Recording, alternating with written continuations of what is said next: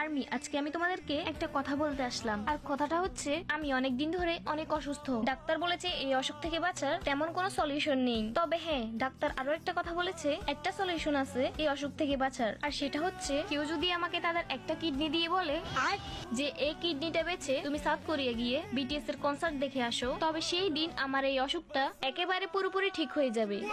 আর তোমার তো দুইটা কিডনি, তো ওইখান থেকে এখন তুমি তোমার একটা কিডনি আমারে ফকির মনে কইরা ভিক্ষা দিয়ে দাও প্লিজ।